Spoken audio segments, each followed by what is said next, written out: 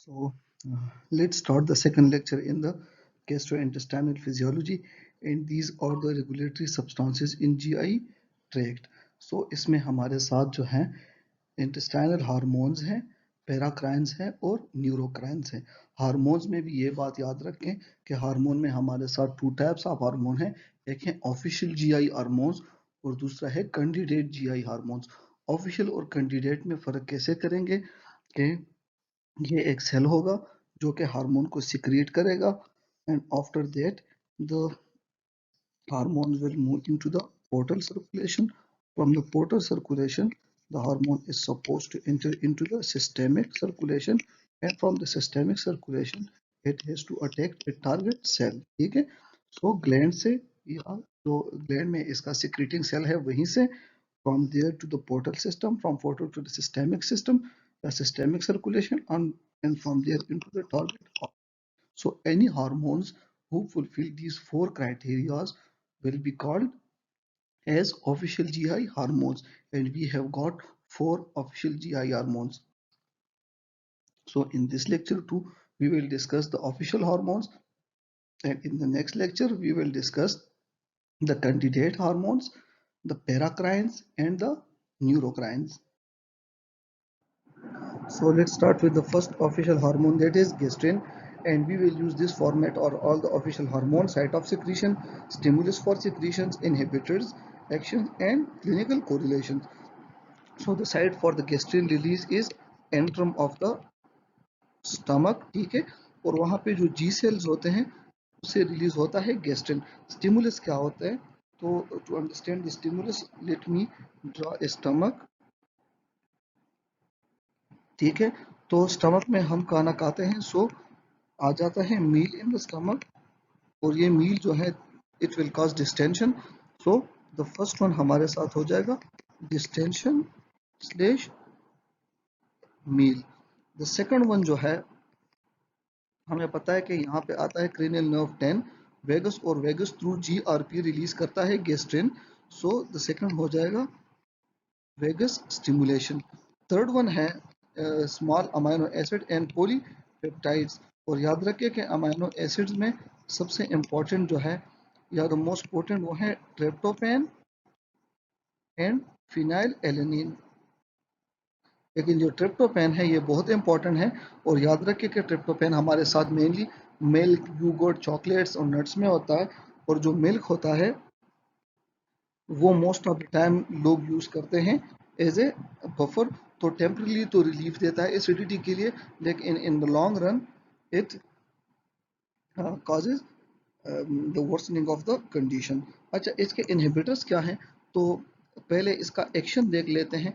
तो एक्शन में ये है कि गैस्ट्रिन जो है ये स्टमक के पेराइटल सेल्स पे एक्शन करता है और वहां से रिलीज कराता है एसिड, ठीक है, H प्लस, ये इसका मेन एक्शन है। और दूसरा एक्शन ये है कि ये थ्रू आरएनए, और आरएनए क्या करते हैं? Protein synthesis and causes the hyperplasia and hypertrophy of the gastric mucosa। ठीक है, सो गैस्ट्रिक म्यूकोजा की हाइपरट्रॉफी एंड हाइपरप्लेजिया करता है। तो अगर ये इसका काम है H प्लस रिलीज करना, तो if there is too much H plus in the stomach, so that becomes an inhibitory substance to the gastrin. Second ये है कि हमारे साथ एक मास्टर सब्सटेंस है जिसको हम सोमेटोस्टेटिन कहते हैं, और ये सोमेटोस्टेटिन गैस्ट्रिन को इनहिबिट करता है। क्लिनिकल कोरिलेशंस क्या है? एक तो हमने पढ़ा कि मिल्क जो है ये इनिशियली हम यूज करते हैं एज ए एसिड को कम्बैट करने के लिए, लेकिन इनिशियली तो ये कम्बैट कर लेता है, लेकिन इसमें जो ट्रिप्टोफैन है और फिनाइल एलेनिन है ये इन द लॉन्ग रन आपके गैस्ट्रिन ज्यादा करता है, that increase H plus and can give you ulcers. The second one is कि there are tumour like Zollinger Ellison syndrome, जिसमें बहुत ज़्यादा गैस्ट्रिन रिलीज होता है, और हमें पता है कि गैस्ट्रिन क्या करेगा?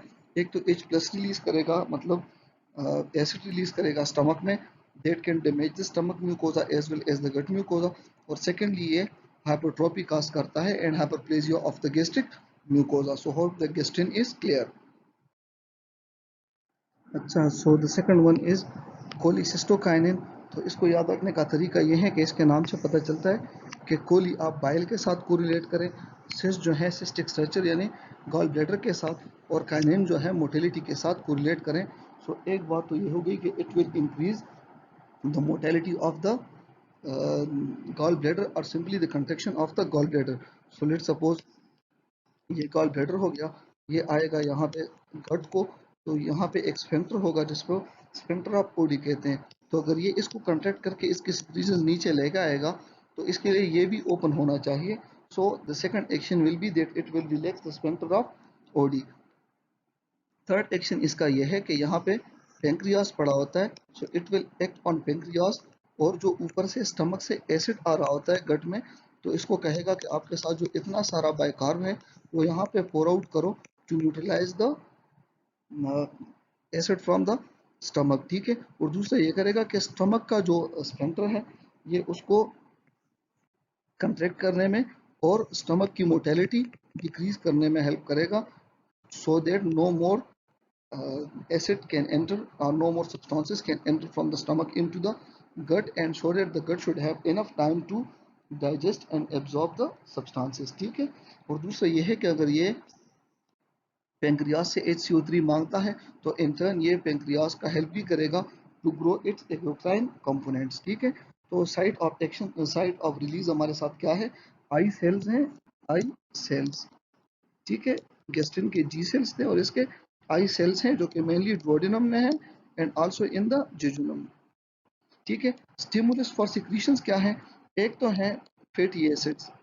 ठीक है, लेकिन फैटी एसिड्स में याद रखें कि टीजीज जो हैं वो बिल्कुल इसको सिक्रीट नहीं कराएंगे, and the reason behind that is TG is a bigger molecule and it can not cross the mucosa या stomach lining to enter into the circulation. ठीक है, और third one is amino acids and small polypeptides, as was in the case of gastrin, and remember that it is to a gastrin like molecule। अच्छा, इसके actions क्या हैं तो हमने यहाँ थोड़े से डिटेल में पढ़े हैं। Now let's start from the gall bladder. So number first, stimulate the contraction of the gallbladder and help in the release of the bile। Secondly ये है कि स्फिंक्टर ऑफ ओडी जो है या ओडाई जो भी आप इसको बोलते हो, ये उसकी रिलैक्सेशन काज करेगा। नंबर थर्ड जो है ये इंक्रीज पेंक्रियाटिक सिक्रीशंस जिसमें एंजाइम्स और HCO3 है। और नंबर फोर ये है कि अगर इसकी सिक्रीशन इंक्रीज करेगा तो ये एक्सोक्राइन पेंक्रियास को इन टर्न हेल्प भी देगा, so it increases the growth of the exocrine pancreas. और नंबर फाइव ये है कि ये गैस्ट्रिक मोटेलिटी जो है वो डिक्रीज करेगा। सो hope the cholecystokinin is clear. Now let's come to the third official hormone, that is secretin, and remember that secretin is the enemy of H plus। ठीक है, तो जहाँ पे भी ये H plus देखेगा ये इसको इनहिबिट करेगा and it will use all the means. ठीक है, तो इसके साथ जितने भी तरीके पॉसिबल हैं ये H plus को न्यूट्रलाइज या इनहिबिट करेगा। तो first of all let's come to इस सिक्रीशंस। तो ये है साइट, तो ये सिक्रेटिन है, तो ये एस सेल्स जो है डुओडेनम में या ड्यूडेनम में जो भी आप बोलते हो वो इसको सिक्रीट करेगा। स्टिमुलस क्या है तो वंस अगेन ये जहां पे भी H प्लस देखता है तो ये रिलीज होता है। दूसरा इसका है फैटी एसिड्स। ठीक है, तो फैटी एसिड्स और hydrogen ion specifically in the duodenum इसके स्टिमुलस हैं। अच्छा, एक्शन क्या होंगे तो देखो H प्लस हमारे साथ जो है एसिड है, एसिड को हम न्यूट्रलाइज करते हैं HCO3 से। तो HCO3 के हमारे साथ टू सोर्सेज हैं, एक तो यह कि लिवर एंड गॉल ब्लैडर से आएगा और दूसरा ये कि ये पेंक्रियास से आएगा। तो सेक्रेटिन का एक्शन क्या होगा, secretin will act on the pancreas to increase the release of the HCO3 that will further neutralize the acid. ठीक है, और याद रखें कि पेंक्रियास जब भी आपकी हेल्प करेगा तो ये इंटर्न आपसे कुछ मांगेगा भी। तो सिक्रेटिन क्या करेगा, it will also increase the growth of the pancreatic exocrine cells। अच्छा, it also acts on the gallbladder and help in the release of the bicarb and that bicarb will neutralize the acid in the duodenum. ठीक है, अच्छा, ये तो हो गया इसका overall action. तो we can summarize the action of secretin as number first, it increases the bicarb release from the pancreas. Number second, it increases the growth of the exocrine pancreas.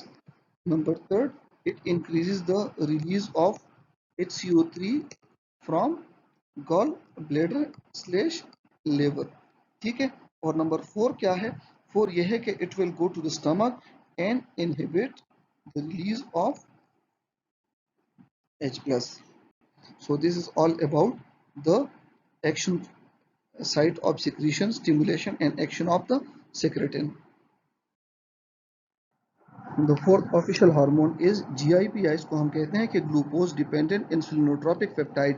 सो नाम से पता चलता है कि अगर डुओडेनम में glucose आएगा तो ये इंसुलिनोट्रोपिक है, तो ये इंसुलिन रिलीज करेगा and by itself it is a peptide. ठीक है, so number first about the site of secretion. तो इसका साइट ऑफ सिक्रीशन जो है once again the same duodenum and jejunum है. Duodenum and jejunum. ठीक है, अच्छा, स्टिमुलस क्या है? तो स्टिमुलस तो वही फैटी एसिड्स और अमाइनो एसिड्स जो सबके लिए थे, लेकिन ये ग्लूकोज डिपेंडेंट है, तो इसके लिए एक और कंपोनेंट भी आ जाएगा, ग्लूकोज. ठीक है, तो ये ग्लूकोज इसके लिए भी एक स्टिमुलेंट है and due to that glucose it increases the insulin release. ठीक है, और हमने पहले ही पढ़ा है कि इंसुलिनोट्रोपिक है, so it increases the insulin, लेकिन this time not from action is not on the exocrine pancreas, rather it is on the endocrine pancreas. और दूसरा ये है कि ये डिक्रीज गैस्ट्रिक एसिड सिक्रीशन, जो कि सारे ड्यूडेनम से जितने भी निकलते हैं उन सब का काम है. ठीक है, so it will decrease acid secretion bye stomach, क्योंकि ड्यूडेनम जो है इट डजंट लाइक एसिड. तो क्लिनिकल कोरिलेशंस इसका यह है कि याद रखें कि अगर आप ओरल ग्लूकोज लेते हो that will increase more insulin या it will cause more insulin release than IV glucose. ठीक है, and this is because of the GIP. Now after studying the four official hormone, let's discuss the five candidate hormones in summary. So number first one is motilin. So नाम से पता चलता है कि it will increase the gastric GI motility. The second is pancreatic polypeptide. So ये inhibit करेगा pancreatic secretions को. Number third is glucagon like peptide that increase the stimulation of insulin secretion. और याद रखें कि इसी के जो analogs होते हैं they are nowadays used in the management of the type 2 diabetes mellitus. The fourth one is leptin that decreases appetite and fifth one is ghrelin that increases appetite. अच्छा, इसको याद कैसे रखना है कि आप लेप्टिन की चाय पी लेते हो तो आपकी एपेटाइट कम हो जाती है क्योंकि you have got something into the stomach. और ग्रेलिन जो है it's ghrelin sounds like the sounds of zombie as this sounds, and they always are hungry, they try to eat even humans, antibodies. So ghrelin is for the increasing appetite and leptin is for the inhibition of the appetite or decreasing appetite. So with this we come to the end. Thank you so much.